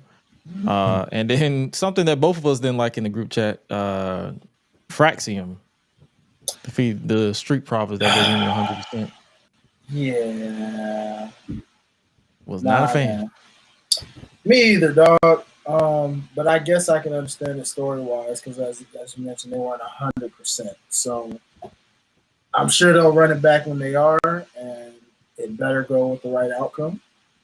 Because I like Fraxel, I do, but why catapult them so quickly? You know? Yeah, I didn't. I was not a fan of this. I did not appreciate it. I did not like it. I did not want to see it. And like y'all said, hey, bro, you know they were still hurting. This, I don't care that they were hurt. Like I ain't like it. I ain't like it at all. But I mean, I get that you want to push them, but you could have found a different way to push those guys than have them beat up on the street profits like that. Mm-hmm. And then they made it's like they made us look side eye. They made me side eye Nick Aldis. I'm like, bruh, they not 100%. What you doing? Mm-hmm. Come on, man. Just for kayfabe purposes, it shouldn't have happened. Mm-hmm. You're slipping, homie. You're slipping. Did you see Doc leave Mia Yim hanging? Oh yeah, bro. I was like, yo, how you gonna leave my girl hanging like that, dog? She was like, okay. and Brianna was like, all right, let me dap you up just so he won't be left hanging too much. I'm a fan. Anytime B-Fab is on my television screen, on my computer screen, on my phone screen. Anytime B-Fab is on a screen in front of me, I am a fan of that time. Man, let's be on a Brandy. Come on now. Hey. Edible. I get it. I get it. Hey, but one more thing though, before you transition. I didn't get to put this in the note, but it came to me. Big E. Did y'all catch that clip of him talking about ageism with women? Yes. Yep. Yes. And real I'm quick, glad you brought that up. Yeah, let's touch on that really briefly real quick. What is y'all thoughts on him speaking out about that and what he had to say in regards to that? He's spitting facts because it is a double standard when it comes to men and women when it comes to age. Like, bro, we legit have a 50-year-old as WWE champion and John Cena. Mm-hmm. And so, Jey Uso damn near 40. Jey Uso Jey Uso is literally out here talking about I'm gonna give y'all another 5 years before I retire. And I'm like, bro, and I just sat there. I was like, bro, how old the fuck are you? And then I looked at his age. I'm like, bro, you are up there. So, but when you got people like who's in up there in the close to 40, Charlotte, got what? Becky. Charlotte, Becky. Like, hey, we need y'all to put the next generation over, and it was like, why? Mm-hmm. We're not done yet. Mm-hmm. Facts. Big facts. It's like the only way I see somebody, hey, it's time to put someone over is if you're like, you're injury prone, you just can't get back over with the crowd. Like if they're still getting pops, like case in point, and I don't know why I saw this, but someone was like, Rhea Ripley should put the next up and comer up, and I'm like, Rhea is still up and coming her damn self. She's just 25, 26. Mm-hmm. What are we talking about? She's not even 30. Zoe started at 31, bro. Think about that. Bro, that whole Rhea Ripley conversation. She's 31? Rhea is 20. Rhea's 28. She'll be 28 in October. That's what I'm saying. Still, I'm like, she's not that old. But I think what it is because she's still not even 30 yet, but she's been there since she was basically in the spotlight since she was like 20, 21. Mm-hmm. I think the length of time in the spotlight has more to do with it than anything else. And to me, when I see women like Charlotte and Becky and Bayley and some of those women that are in their mid to late 30s or even early 40s. Shit, I think Asuka's like 41, 42 or whatever. I believe she's the oldest active. Bruh, yeah, because Shayna was 45. Yeah. But Shayna can go. Asuka can go. Like, what are we really talking about? Oh, let's not forget people like Mercedes Martinez, bro. She still be going, and she definitely. Come on. It's more so, honestly, let's just call a spade a spade. It's more so people they just want the next young smoke show that they want to lust over online. Mm-hmm. Bruh, what's her name? Mako Satomura. She just retired at 45. Mm-hmm. And that woman, she was just a few years ago NXT UK Women's Champion. Oh yeah, she was going crazy. Like, bruh, like what we talking about? Like, when I realized that was the same woman that was on WCW Monday Nitro, it freaked me out because I was like, wait, what? Like, and she still to this day was still going. I mean, she could deliver like a 15, 20, 30-minute banger if she needed to at 45. Yep. Like, what are we talking about, bro? It's what I just told you. Like they're slapping this limitation on women, and it's like you don't realize that the hypocrisy is definitely showing. And let's be real that a lot of these women are outdoing the men. Yeah. Bro. So these men that you're putting on pedestal, let's keep. I think everybody's just putting like, hey, just keep the same energy. Like, hey, you want them to push these 35, 45-year-old women out the door? Do the same thing with the men. Do the same thing with Finn Balor. Do the same thing with AJ Styles. Do the same thing with John Cena. Do the same thing with Randy. Like, y'all was literally just celebrating that Randy Orton said, hey, I want to do this for another 10 years. Yeah. That dude gonna be damn near 60 when he plans to retire. He's gonna be Ric Flair. Exactly. Ass. And don't get us started on that fool, because he just didn't know when to quit. Took a whole pacer to get this man to finally quit, and even then he still wanted to wrestle. And he still want to go. He still want to go to this day. Hey, listen, he's up on talking about how old Randy Orton is. We round to be the same age, bro. He a few months older. Okay, Kofi. What about Kofi? People Kofi get too. Kofi Like, now, what I'm saying, Bruh, it's Kofi just is the same energy. And you know, it's crazy because people don't want to say it, but it's like it's definitely rooted in sexism. I'm just gonna come out and say it. I definitely think it's rooted in sexism. And when a woman gets of a certain age and she may have a certain look about herself or whatever, you know, people start to judge them differently than what they judge men. And it's like, but we got, like you said, John Cena's like 47 or 48 or whatever, and he's clearly lost a step, even though he's still a huge star. Why are we like celebrating him and cheering for him and everything else, and he on his way out the door? But you got Charlotte and Becky that ain't even turned 40 yet. And I could see some of the stuff with them because they've been pushed so much. And that's my drawback to it. I have nothing to do with the age. I hope they keep wrestling. Yeah. Because I love what they bring to the table. We never bring up age on anything. Anything. Never. And it's crazy because look, Natalya is 42. Bro. And she will whoop most wrestlers' ass, men and women included. Yeah, she trains everybody and twists them up like Stu did back in the day. Listen. Exactly. Like, all in all, it's like, bro, just keep the same energy at the end of the day, because it's ridiculous and it's redundant. Speaking of redundant, do you think Roman is coming back at main event? That brother ain't coming back till June. His PTO still kicked in. His birthday is at the end of this month. Yeah, he ain't coming back until June. That brother is going to take at least another week after his birthday and then come back. At least. But speaking of main event, the last one that was just added is the next one just added for the next match is Seth Rollins and Braun Breaker versus CM Punk and Sami Zayn in a tag team match. See, this match makes That's why I asked that question. It was like, do we feel like somebody's turning? And this he has trust issues too.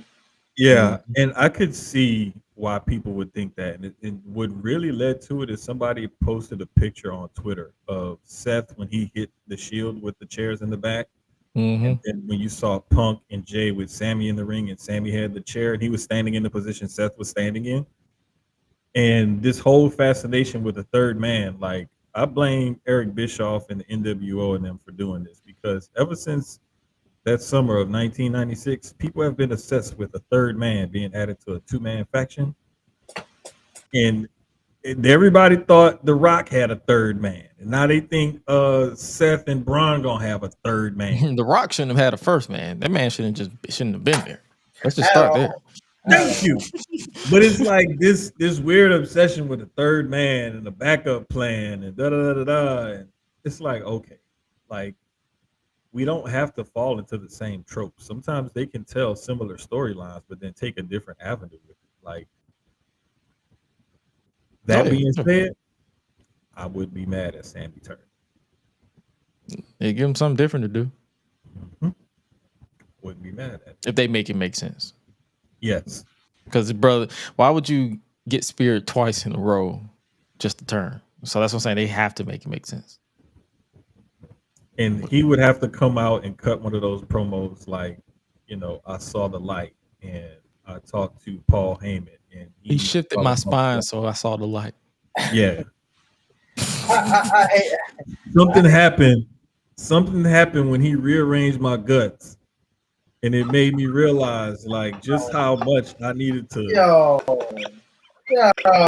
mean, he speared him, dog. You didn't see the tape around his ribs and stuff. His guts did do a handstand. So that's what I'm saying. His guts did do that Michael Jackson's half split. I ain't saying nothing wrong. Your mind just went there. Exactly. Don't blame me. That's y'all. I'm talking about shoes, man. Look. He just said he just bubble guts. Man, listen, I'll never forget. I caught a cramp so bad because I was messing with my mom about what I was gonna wear to my grandfather's funeral. I started catching cramps in my ribs. And like it was no position I could get in that was comfortable. So trust me, I know what that feels like when you got your ribs is all messed up and stuff. Brother, it is not fun. But yeah, this match would be fun. How do we feel about that conversation where they're saying basically Saturday's main event is basically just a taped house show? Because all this prediction that we're doing, it probably won't even matter. Yeah, I was gonna say I hate to be the bearer of that. I'm on the other side of the fence with that. I don't think Sammy's turning, y'all. I think he's just gonna get an old-fashioned tag match, and I'm assuming the new faction wins, but who knows? You know, who knows? I mean, I would hate for them to lose.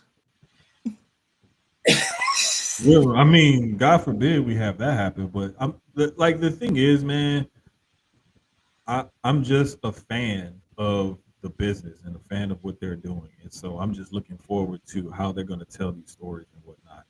And that's what I'm looking forward to. I'm not worried about, you know, is there a third man? Will Sammy turn? Won't Sammy turn? Like, I'm just glad that, you know, the business is healthy. It is where it is, and we're getting entertaining storylines and whatnot, and we're getting quality matches too. Because like sometimes you get an entertaining storyline and the match falls flat, or you get a bad storyline. Backlash versus Randy Orton in 2009. I knew you was going there. I knew you was going there, bro. I knew you. Match was entertaining as hell. Then the bell rung at WrestleMania, and boy, my boy had PTSD just now from that. Like literally. Hey, I need to go back and watch that one again. And it wasn't a bad match. It was just bad placement and a standard match where, hey, I kicked your father-in-law and your brother-in-law's head off the skull, DDT'd your wife, kissed her in front of you, knocked you out with a sledgehammer. You invaded my house, got arrested, threatened to break my neck, and said, hey, we're going to have a wrestling match. I think that match, like that's like we could have a whole episode or a series of episodes on feuds and matches that should have gotten color when WWE was against the whole no bleeding thing, you know, no blading and all of that. Like that one was definitely one of them where it should have happened, and it would have added the right kind of context to that match and to that feud, especially a main event of Mania for the title and everything. And y'all had to follow Shawn and Taker. One? Bruh, come on, bruh. Like, They was set up. That's what I meant by match placement. Like they was set up to fail. And this is that was like the second time that happened to Triple H, because the first time it was at 18 when it was him and Jericho in the title match. Mm-hmm. Make that the third, because let's not forget him and Roman too. Oh yeah. Yeah, that match was ass. Bruh. Well, listen, I liked it because I was in the building. And yeah. You could hear people hated that Roman won. Mm-hmm. It was very audible. People did not. Oh yeah, if you watch the replay, they muted it like a mug. Like they literally, like you can watch, if you watch that replay back, it's dubbed over with sound. Yeah. And so I don't know, man. I feel like we need to just start appreciating stuff for what it is. And like, that's what I do. Like if I don't enjoy it, I don't even complain about it. I'll be like, well, that happened, and I move on. Exactly.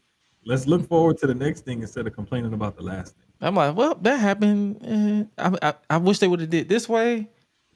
You know, all that I just said, it takes me 30 seconds to get it out of my system, and I'll be like, all right, let me go eat some food. Pretty much.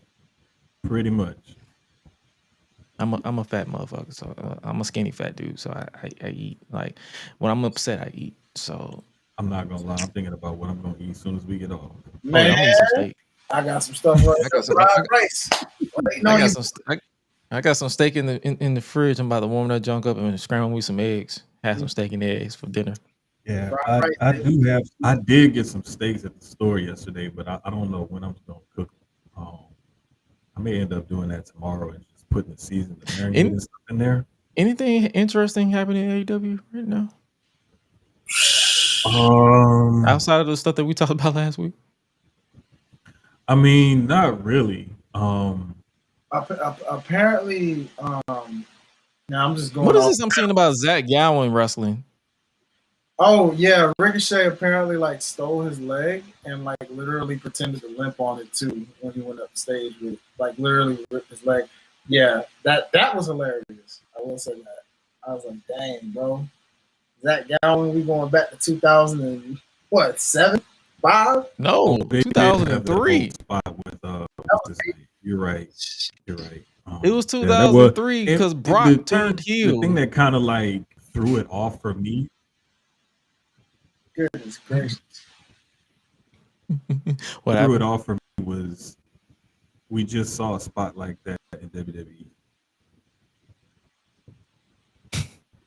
And so the TLC match going on with this. Like, are we real right now?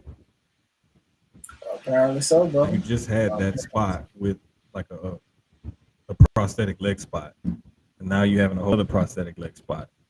So it's like, is this a now in wrestling, or what are we doing? I didn't even know Zach was still wrestling.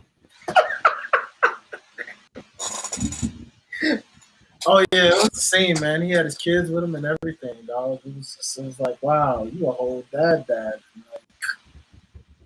the kids had to watch the leg. I'm gonna go a step further. I didn't even know he was still walking with us. I mean, I didn't either, but god dang, why you gotta die? Wait, that wasn't the pun. That wasn't a pun. My bad. Oh my goodness. All righty. My bad. My bad. That wasn't the pun. I was just like, yo, I didn't know he was, bruh. I thought he was done. Like I thought he was like after he got released, I thought he was done. That lets you know how checked out I am with people. Hey, I think he was still doing some stuff in the indies from time to time, but I don't think he was just blazing the scene like that. Oh, he wasn't popping like that. Yeah, but I think I would see his name from time to time on like indie shows here and there, but that was about it. Nothing crazy. Oh, yeah. Okay. But I was gonna reference Graham from Public Enemies, cheap plug. Check them out at Thursday. I was tripping when I thought I heard him say what he said, and then I was like, I looked back at the clip and I'm like, wait, when did Mercedes get so thick all of a sudden?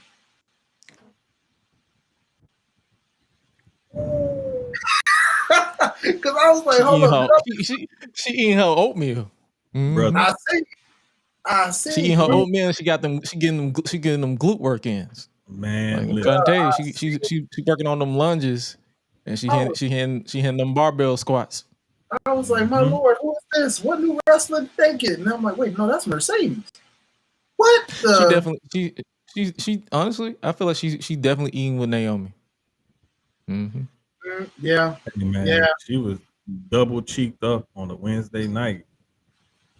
Mighty fine. Oh, and it's Tony Storm promo too. CEO lost her belt. I love how she freaked out afterwards too. But she pushed her in. See, here's the sad part about her losing that though. Is kind of telling us in a way what's on the horizon here. Because usually if you lose, she's definitely winning it. She's definitely winning it all out. All in. Well, both belts will be held hostage. Looks like that women's division's pretty much screwed. Well, I mean, what if I don't know, man. I still like the idea of and the way they did it in New Japan when she dropped that title was they made it a triple threat and she didn't get pinned. Stuff like that is creative because it's a way to get the belt off the champion, and then she spazzed out after the match. So like that can lean into like her being paranoid or nervous or whatever. Kind of like what I alluded to before, like sending her into some sort of tailspin or something like that. Like that would be really interesting. But considering her entire character has been arrogance, and it's like it's time to humble her a little bit. And not the humble that y'all weirdos online be talking about, but like character-wise, humbling. Right. Like an Iron Sheik type of humbling. And the other matches that they got for tomorrow is Joe Mox steel cage match for the world title. Should be fun. Hey man, we probably know what's gonna happen. Because we need that payoff with Mox and this whole Death Rider storyline and the briefcase and all that crap. But as long as they find an interesting way of telling the story of Joe losing or not winning the title or whatever it is they want to do, like I'm with it because Samoa Joe is another one of those people that's gotten up there in age and he can still go. I mean, he may not go like he used to, and I like Gresh and shout out to Sierra as well. Like they've been hipping me to some old school TNA stuff. And I've been trying to catch up on some old school TNA stuff, watching that channel on my smart TV or whatever.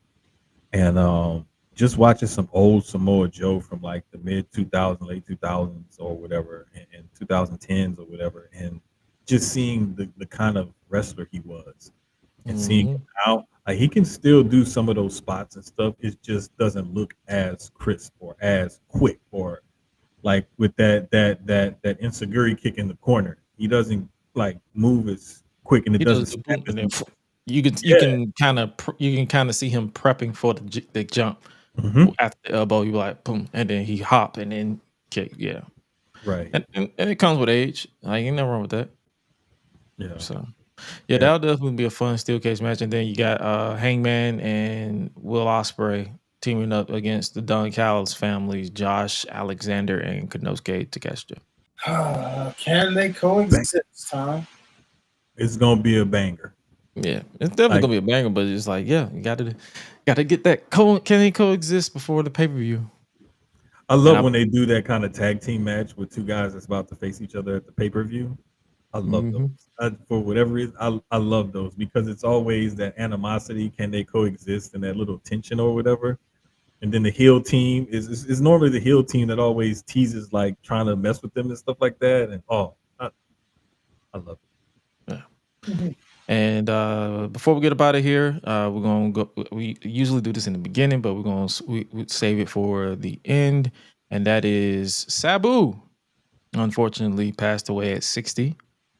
This past week, weekend, I believe. Yeah, it was Mother's Day, unfortunately. Yeah, it was Mother's Day, unfortunately. So, hey, man, Sabu, suicidal, homicidal, genocidal, death-defying. It's crazy. Hey, bro, like I remember coming across ECW when they were in the transition between Eastern and Extreme, I want to say sometime like 94, 95 or so, maybe, at my grandparents' house. It's back when they used to have an actual satellite dish in the backyard. And you would have to change the positioning of the satellite to get different channels and stuff. And I found ECW, and I ended up writing it down, the channel that it was on, because you have to write the positioning of the satellite and then the channel or something else, something crazy like that. But that's how I came across ECW. And ever since then, when I first saw Sabu, I was like, man, I ain't never seen nothing like this before. Like, this dude he's crazy. And it went from him like doing these death-defying like high spots to like just the craziest kind of barbed wire, fire, and everything else kind of match, chairs and everything else. And I was like, not only is he like this crazy high flyer, but he's like really extreme. And so he brought a style to like wrestling and some innovation that, you know, a lot of people, you see it today. And like the kids say, he has children. That's what they call it, because you see a lot of his influence in today's professional wrestling. And just a tragic end, and the controversy surrounding it. I'm not even going to get into all of that, but it's just sad, man. I read it. I read it. Yeah, I've touched up on it off air. I'm good on that. I'm just gonna remember Sabu, because I was unlike you. I was introduced to Sabu during WWE's reboot of ECW. So I saw a watered down version, and I was like, this dude was still cool back then. And then when I did my research, I'm like, why the fuck is this man not this version here? Yeah, I was introduced to him through the video games most times, because I played the ECW video game. He was on the Backyard Wrestling games. Sabu was one of those guys that you saw literally like almost every wrestling game. And he was in the SmackDown vs. Raw game too, like the 08. Yeah. And it was always just cool being able to like play with him. That was one of my favorites because of the Sabu spots you could do in there, like prop the chair, run on the chair, and clothesline, or like, I love that they let you do that. You know what I'm saying? I always thought that was cool. Oh, I can do the Sabu spot. Oh, I can run off a chair, jump on the rope, and just flip. Yo, this is so cool. You know, bust yourself open. Yeah, exactly. But feuds wise, man, I always just think of him and Taz and their epic battles, and then I think about him and RVD as well, and just how they were two high flying maniacs that could just do some crazy stuff. And then I think about that epic theme music, man. I always used to love that. Do, do, do, do, do, do, do, do. Yeah.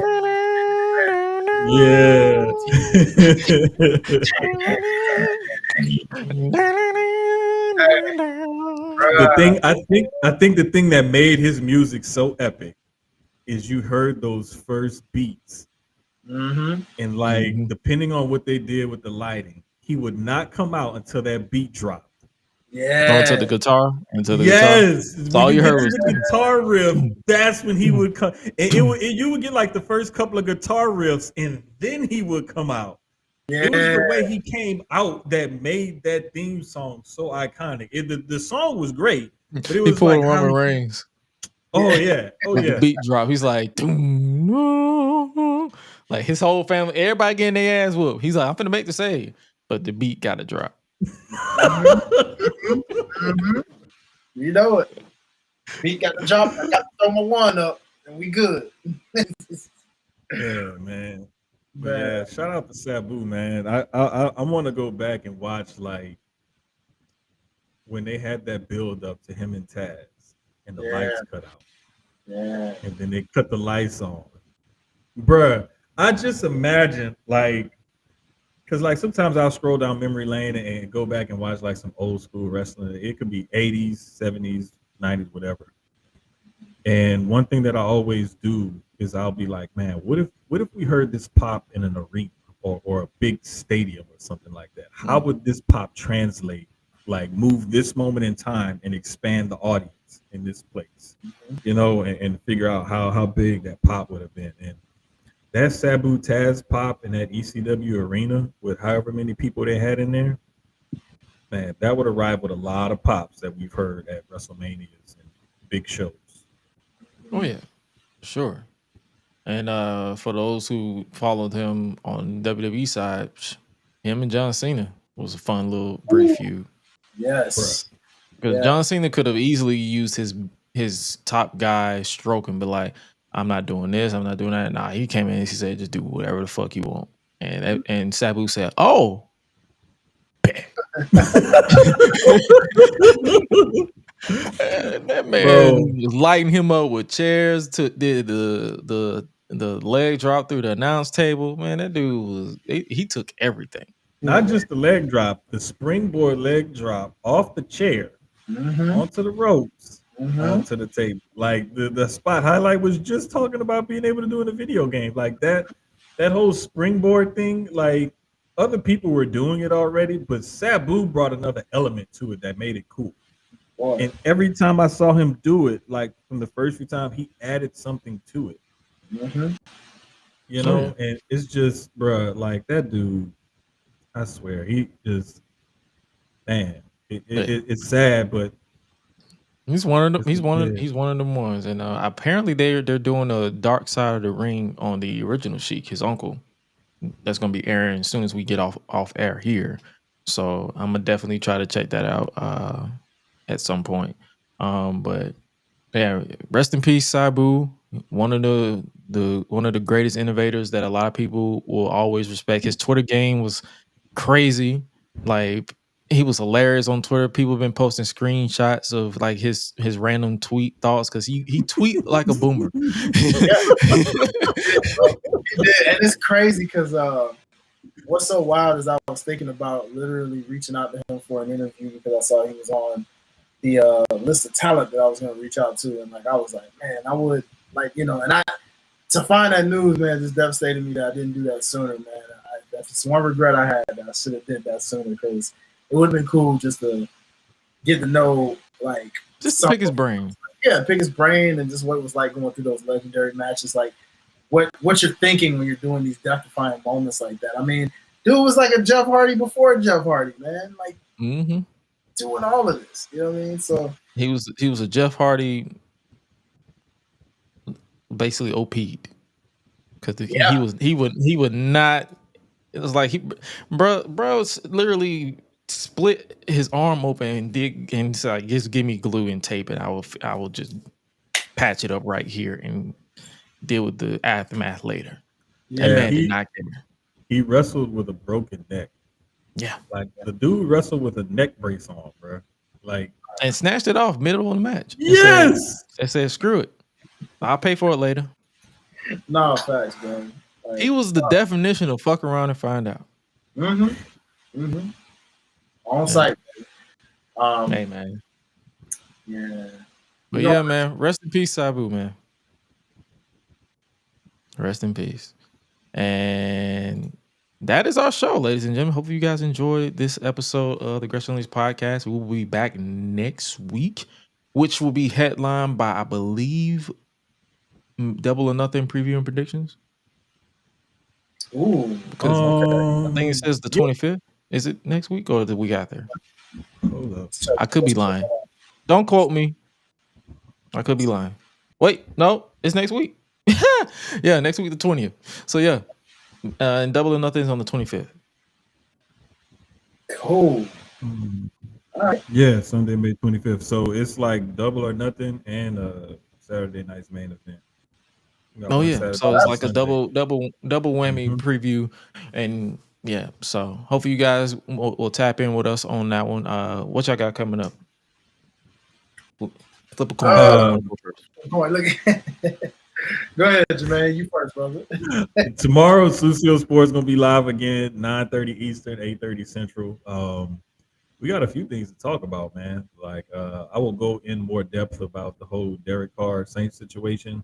Also go in more depth about a few other little things going on around the NFL and the NBA playoffs and whatnot with me and Keys. And so just tune into that.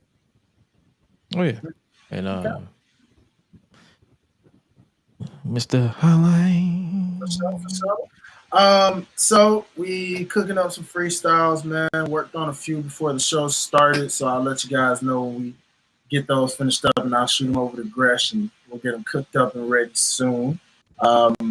Shout out to any independent wrestlers out there, man. I got a couple of theme songs that'll be releasing on the Mike Mayhem Music site. So if you're not already, follow that and stream that. They got some dropping this Friday. And like I said, if you're an independent wrestler out there and you need a theme, holla at your boy. So far, your boy is not disappointed, and everybody has been over since they've gotten the theme from your boy. I'm just saying. So we in business. Holla at your boy. Hey. Yeah, that's really it. Other than just working on setting up some interviews in the next few weeks, hopefully for Life's Botch.